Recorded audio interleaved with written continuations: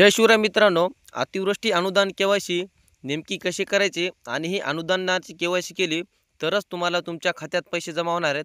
तर ही केवायसी नेमकी कशी करायची याची सविस्तर माहिती आपण आजच्या व्हिडिओच्या माध्यमातून जाणून घेण्याचे प्रयत्न करणार आहोत. यामध्ये तुम्हाला सर्वप्रथम महा ऑनलाईन ID ओपन करायचे आणि हे लॉग इन केल्याच्या नंतर आधार प्रमाणीकरण, नैसर्गिक आपत्ती, शेती पीक नुकसान यावरती तुम्हाला क्लिक करायचं आहे.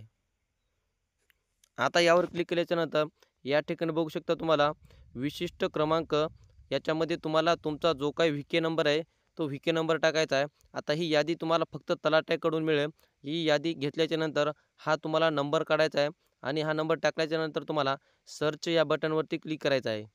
यावर क्लिक केल्याच्यानंतर या ठिकाणी खाली बघू शकता तुमचा व्हीके नंबर, त्याच्यानंतर शेतकऱ्याचं नाव, त्याच्यानंतर तुमचा गट नंबर, शेतीचा प्रकार, त्याच्यानंतर तसे तुमचं क्षेत्र, तुमचा गट नंबर, तसेच तुमचा आधार नंबर, त्याच्यानंतर तुमचा खाते नंबर आणि त्याच्यानंतर तुमचा IFSC कोड आणि शेवटी एकदम मोबाईल नंबर.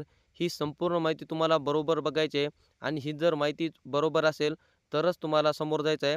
अन्यथा तुम्हाला तलाठी यांच्याकडे संपर्क करायचा आहे. जर माहिती काय चुकली असेल तर हा नंबर टाकल्याच्यानंतर ही संपूर्ण माहिती बघल्याच्यानंतर खाली तुम्हाला नो ग्रीव्हन्स या बटनवरती क्लिक करायचं आहे. आता यावर क्लिक केल्याच्यानंतर तुम्हाला खाली यायचं आहे आणि खाली आल्याच्यानंतर बघू शकता या ठिकाणी तुम्हाला या बटनला क्लिक करायचं म्हणजे ज्या काही अटी शर्ती असतील त्यावर क्लिक करायचं आहे. त्यावर क्लिक केल्याच्यानंतर आधार KYC यावरती तुम्हाला क्लिक करायचं आहे. यावर क्लिक केल्याच्यानंतर या ठिकाणी तुमचा आधार नंबर तुम्हाला दाखवला जाईल आणि OTP या पर्यायावरती क्लिक करायचं आहे. जर बायोमेट्रिक असेल तर बायोमेट्रिक पद्धतीने सुद्धा करू शकता. आणि OTPवर क्लिक केल्याच्यानंतर सेंड OTP या पर्यायावरती तुम्हाला क्लिक करायचं आहे.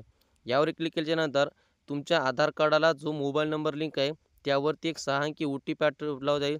तो OTP तुम्हाला या ठिकाणी टाकायचा आहे. हा OTP टाकल्याच्यानंतर तुम्हाला व्हेरीफाय OTP यावरती क्लिक करायचं आहे. आता यावर केल्याच्यानंतर या ठिकाणी बघू शकता तुमची KYC पूर्ण झालेली आहे आणि अशा प्रकारची पावती तुमच्यासमोर ओपन होईल. ही जर पावती निघाली तर समजून जायचं की आपली KYC झाली आणि ही KYC झाल्याच्यानंतर 10 ते 15 दिवसामध्ये तुमच्या खात्यामध्ये डायरेक्ट हे अनुदान पैसे जमा होतात. तर मित्रांनो, ही होती महत्त्वपूर्ण माहिती की KYC कशी करायची याच्याविषयी आपण जाणून घेण्याचे प्रयत्न केलेत. हा व्हिडिओ तुम्हाला कसा वाटला आणि तुम्हाला जर याच्याविषयी काही अडचणी असतील तर आम्हाला कमेंटच्या माध्यमातून नक्की कळवा.